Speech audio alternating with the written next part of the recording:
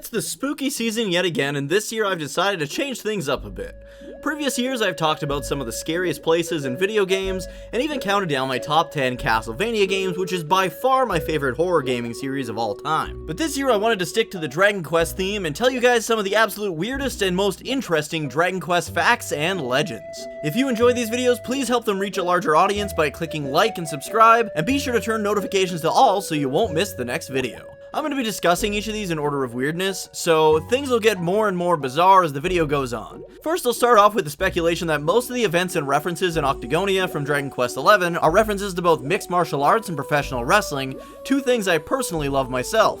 Now, most of these I believe were made into references by the localization team because the character and location names are quite different in Japanese than they are here in the West. Starting with the town itself being called Octagonia. Octagonia is home to a coliseum where people can test their might in a tournament to find out who are the best fighters in all of Erdrick. As any mixed martial arts fan would know, the UFC holds their fights in an octagonal shaped cage simply known as the Octagon. Octagonia's tournament, the Masked Martial Arts Tournament, is a reference to MMA or mixed martial arts itself, both sharing the same acronym, and the Masked Martial Arts Tournament being a play on mixed martial arts. Now this one might be a bit of a stretch, but Vince being basically the leader of Octagonia may be a reference to Vince McMahon being the main man behind the pro wrestling juggernaut the WWE. Although the Vince reference is possibly a stretch, fellow Masked Martial Arts Tournament entrant The Underdigger is most definitely a reference to the longtime pro wrestling legend, The Undertaker. The next interesting fact is that the creators of the Pokemon franchises stated that Dragon Quest V was their main inspiration for not only creating the Pokemon games,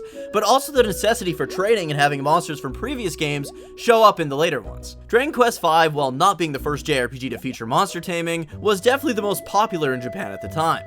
Developers of the Pokemon games wanted to make a series that heavily utilized training and battling with monsters you could recruit throughout the game. But they remembered being upset when one of their friends would get a monster in Dragon Quest V that no matter how long and hard they tried, they couldn't recruit themselves.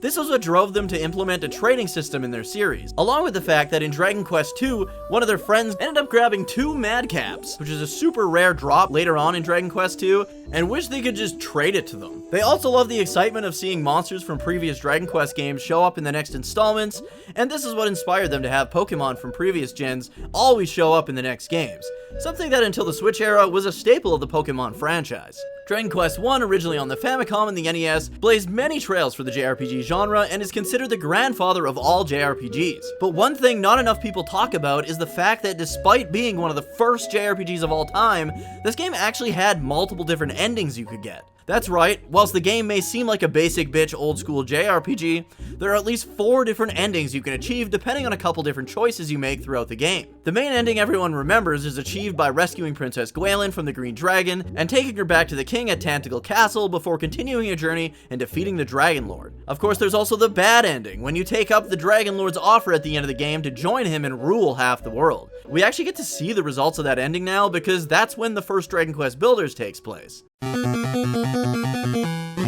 In the Super Famicom and later remakes, you'll wake up in an inn and it'll be revealed that this whole ending was nothing but a nightmare. The next ending you can get is by beating the game without ever rescuing Princess Gwaelin from the Green Dragon, and the final and most impressive in my opinion ending is where you beat up the Green Dragon and carry the princess all the way to the Dragon Lord and beat his ass with Gwaelin in your arms. The Dragon Lord even comments on it and tells you it's a nice treat that you've brought the princess to him. I suppose you could say there's a 5th ending if you bring the princess to him and join him, but it's basically no different than the regular bad ending. Having all these endings in the granddaddy of JRPGs in the early NES days is so impressive to me, so I thought it was really important to share those with you.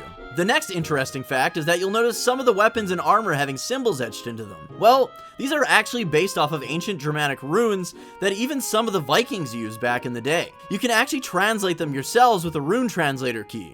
For example, Erdrick's shield reads Roto, which is Erdrick's name in Japan, and his sword reads Dragon Quest. Remember when I mentioned Dragon Quest I had multiple different endings? Well, I heard Dragon Quest II has 3 different endings as well. If you initiate the side quest where Kanek gets sick or cursed in Baran, and you just leave him there, you apparently get a different ending. You can also get a different ending if you leave him there, but then go back and pick him up after beating the final boss. I haven't actually tried to get these endings myself since I'm not the biggest Dragon Quest II fan, but I've got some big plans for videos involving each individual entry in the series starting next year, so I'll try to get these endings for myself and let you know for certain. Not super weird weird, I suppose, but Akira Toriyama, who does all the character and monster designs in the Dragon Quest franchise, used to promote the series and do references and cameos in his popular Dr. Slump manga, which gives us these cool pieces of artwork showing Aurelie from Dr. Slump joining and interfering in some iconic events from the Dragon Quest series. Now let's start getting into some of the weird stuff, starting with Erdrick's sword being back in the basement of Charlock Castle in Dragon Quest II. Sure, this means you can pretty much get it as soon as you get access to a ship, which is much earlier in the game than you could in the original Dragon Quest, where this is the final dungeon. But first of all, it's not the most powerful weapon in the game now, and second of all, what the heck is it doing back here? Did the hero from Dragon Quest I make a pit stop back at the Dragon Lord's castle on his way out of the left guard in order to wander back down into the basement and throw away the most treasured sword of legend? Why would he do this? And if he was going to ditch Erdrick's sword down there, why wouldn't he have just done it on his way out of the castle after defeating the Dragon Lord, saving himself a trip? Oh well. I guess after the events of Dragon Quest I, he would have gained access to a ship, and Charlock Castle is just across the river from Tantegel, so it would have been a quick jaunt across the river to just toss it back in there. Still makes no sense as to why he would have done it in the first place. The next weird fact is that Koichi Sugiyama, the unfortunately homophobic war crime denier known for making tons of classic, cozy, and heartwarming music for the franchise, also wrote a J-pop love song back in the late 80s called Love Song Sagishite, also known as Only Lonely Boy. He used this track as the save select song in Dragon Quest II's title menu. It also returned in Dragon Quest II's sequel, Dragon Quest Builders 2, as well as Dragon Quest Heroes 2. It's even mentioned in the back of the Famicom manual for Dragon Quest II, and was originally performed by Anna Makino. Speaking of Sugiyama, this next weird fact dawned on me strangely enough while I was watching a Godzilla movie with my friends. We were hosting a Godzilla vs. Biollante watch party in our Discord, which you should all join and hang out with us in, by the way, when I noticed the music sounded oddly familiar. I remember saying, why does this movie sound like a Dragon Quest game? It was then that my friend the Doom Dog told me that Sugiyama actually did the soundtrack for this movie. So if you want to see a badass Godzilla movie where he's stomping around and smashing shit to a great Dragon Quest style soundtrack, be sure to check this movie out. One weird but very cool fact is that one of series creator Yuji Horii's first games was a classic text-based adventure horror game called the Portopia Serial Murder Case. This was the first in a trilogy of some of the first ever visual novel style adventure games known as the Yuji Horii Mysteries. Its sequels were Okotsu Kyu in 1984 and Karuizawa Yukai Anai in 1985. The text selection in these games, along with Ultima and Wizardry, were what inspired Dragon Quest and its command menu system for both ease of interaction and its combat. That's not all this series inspired, however. Another one of my favorite game developers of all time, Hideo Kojima, stated that the Portopia Serial Murder Case, along with Super Mario Bros. Strangely enough, was what inspired him to enter the gaming industry. He credits it as one of the 3 most influential games he's played, with its influence showing up in not only the Metal Gear series, but Snatcher and Policenauts as well. In fact, you could actually find Portopia Serial Murder Case hidden in both Metal Gear Solid 5 Ground Zeroes and Metal Gear Solid 5 The Phantom Pain. This game also inspired the classic Famicom Detective Club games that were fairly popular in Japan and are finally getting released here in the West on the Switch as remakes. For the last weird fact, before we get into some bizarre but legit sounding theories, we've got a ton of unused sprites from the Game Boy Color remakes of Dragon Quest 1 and 2. They include everything from a full walking sprite of Pikachu from the Pokémon series to the freaking Turn A Gundam.